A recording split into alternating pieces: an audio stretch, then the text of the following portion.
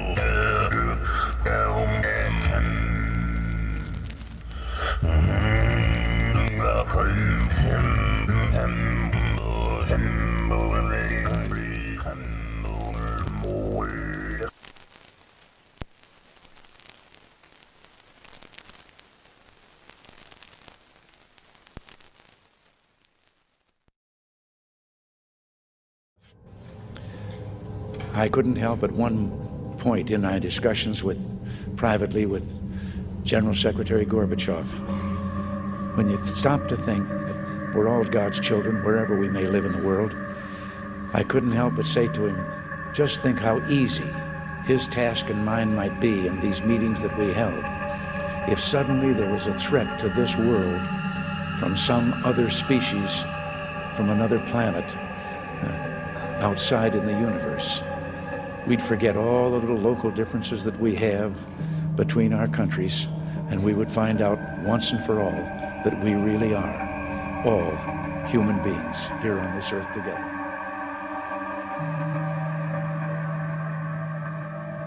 Box, like a little DVD player type thing, right? Somebody plugged this shit in and it started flickering. I was over here on the top. I was up here on the top of the level. They were down here and I was watching them from over here. Okay? So it started flickering and it was flicking the rows of lights right here. All these lights were flickering. Then it started popping. When it started popping, everybody from over here started running this way to see, because everybody was nosy. And as soon as it started popping, this thing started glowing and it started going like a force field. Started glowing and it looked like somebody put a foot out like that. And then somebody put a hand out. When you are fearful, there is an automatic response from your body of fight or flight, and it throws off a tremendous amount of adrenaline. And I believe that they know how to harvest this. The same sort of adrenaline is used in negative emotion.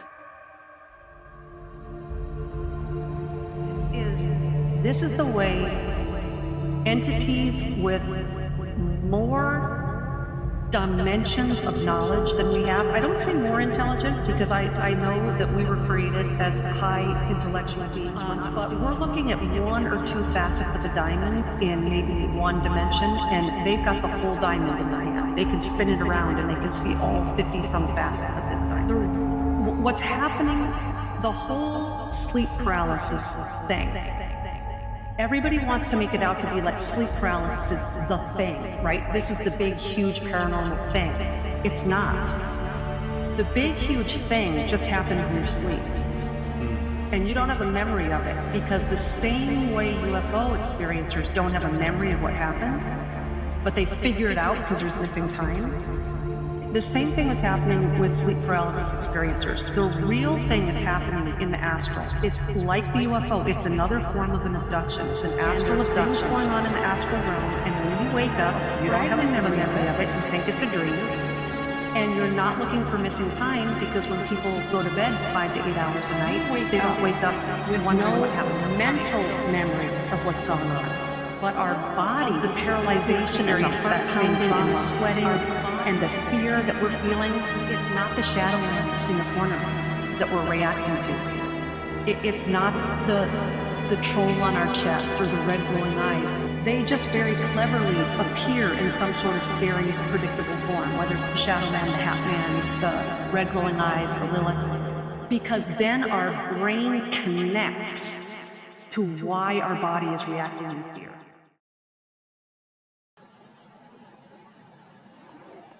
Jesus loves me. Oh, you know Jesus. You know Jesus. Jesus is awesome, isn't he? Yes, he is.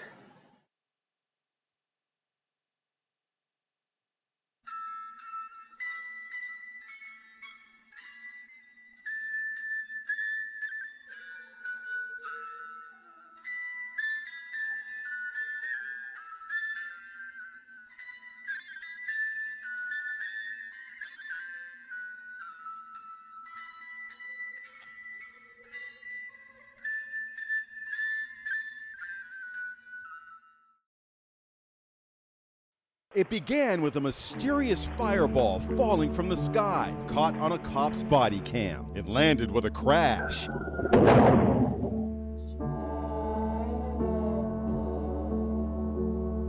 saw something fall from the sky. They checked their backyard and they saw something with like 8 to 9 feet, no clothes, green-colored men, not human, with like the eyes were glowing and they did not. Yeah, did you see it? Huh? Did you see it? That means it's fine. What'd you see? It was like a big creature. A big creature? Yeah, like about 10 feet tall. Because I'm not going to BS you guys. One of my partners said they saw something fall out of the sky too, so that's why I'm kind of curious. Okay, what's going on over there? Okay, lady. Me, my dad, and my brother, we're working on a truck in our backyard, and we have a big lot outside, right? Correct? Okay. We were working, and we just see in a corner of our eye something fall down from the sky, and it was with light, and when it hit down, it was like a big impact, and we felt it. We felt like an energy, and then we hear like a lot of footsteps near us, and then we have a big equipment, and we see, and there's like an 8-foot person beside it, and another one beside it, and it has big eyes and looking at us, and it's still there. Okay, where is this on your property? In my backyard. I swear to God, this is not a joke. This is actually so there's terrified. So there's 2 people or 2 subjects that are in your backyard?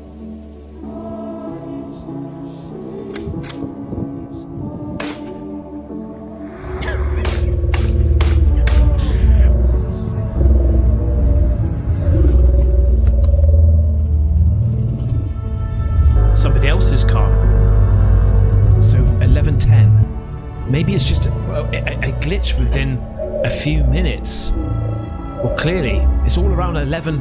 And what I'm wondering, I know I'm, probably watching too many movies now, but what time did that crash happen? It was in the evening. No way! Yo! No way! You got good footage? Good footage? Oh, they fucking!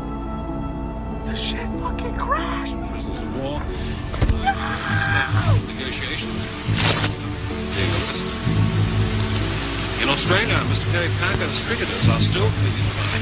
Yesterday's High Court decision was the man on the playing a test match. This is the voice of Allah, representative of the Ashtar Galactic, speaking to you. For many years you have seen us as lights and satellites and stars. You so extreme as we have done to your brothers and sisters all over this, your planet Earth. We come to warn you of the destiny of your race and your world, so that you may communicate to your fellow beings the course you must take to avoid the disaster which threatens your world. and the beings on other worlds around you.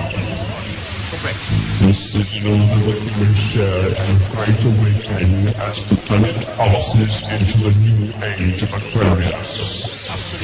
The new age will be a time of great peace and evolution for your race, but only your rulers are made aware of the evil forces that can overshadow their judgments.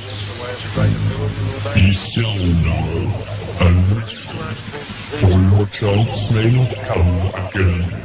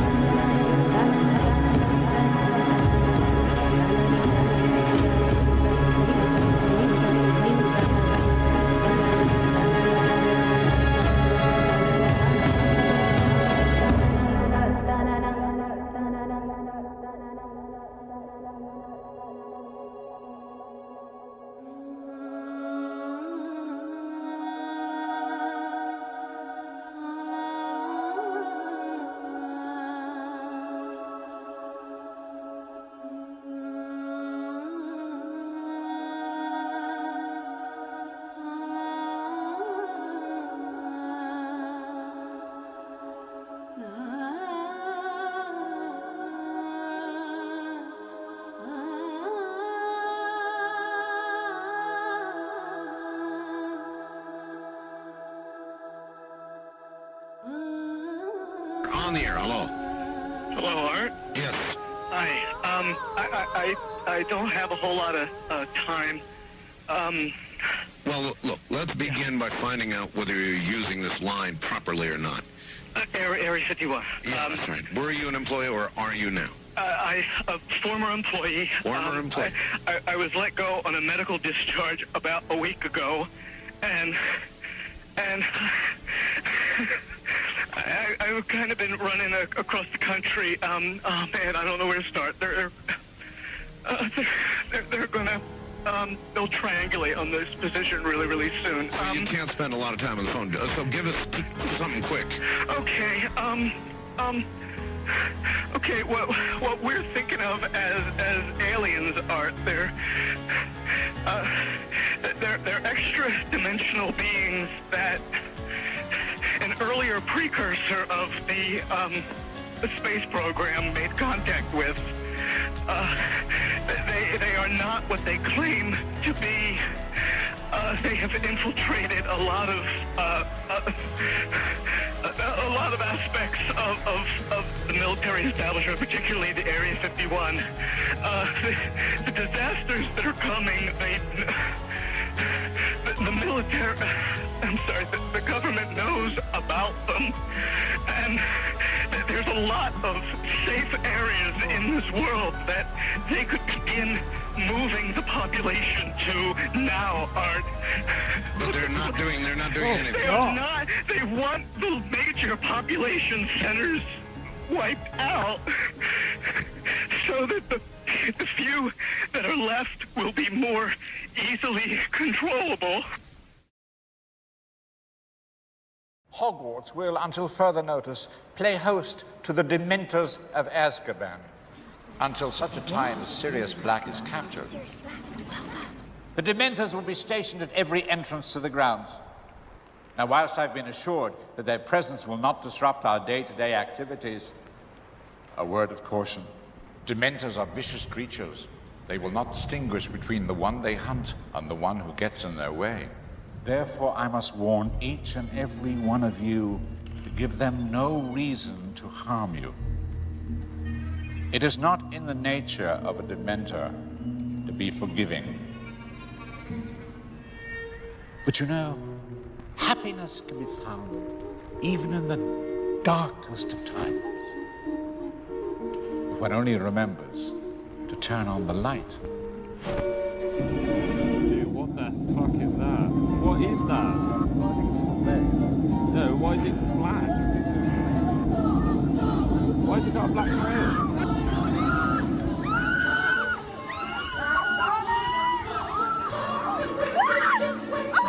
Person. Ariel! Flash the light! If you're a person, flash the light!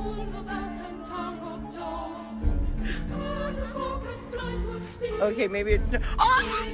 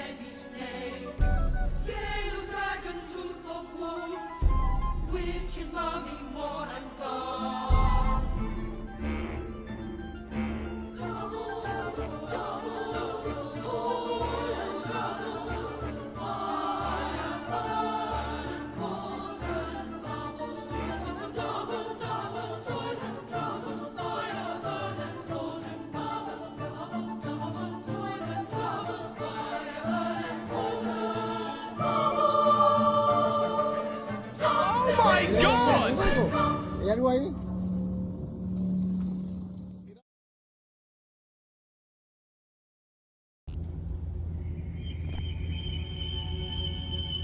You know the thing about depression? It actually collapses time.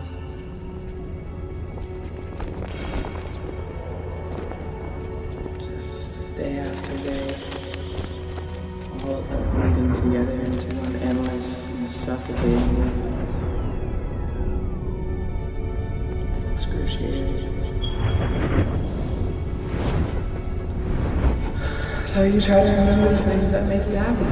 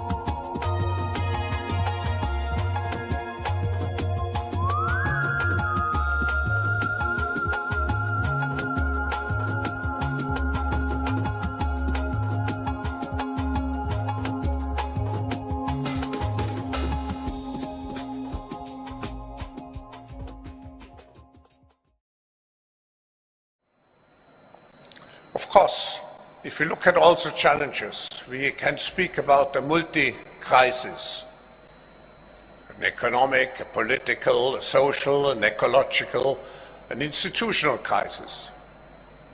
But actually, what we have to confront is a deep, systemic, and structural restructuring of our world. And this will take some time. And the world will look differently after we have gone through this transition process. Politically, the driving forces for this political transformation, of course, is the transition into a multipolar world, which has a tendency to make our world much more fragmented. And for these reasons, events like this one, the G20, and so on, are the very important connectors to avoid a too great segmentation.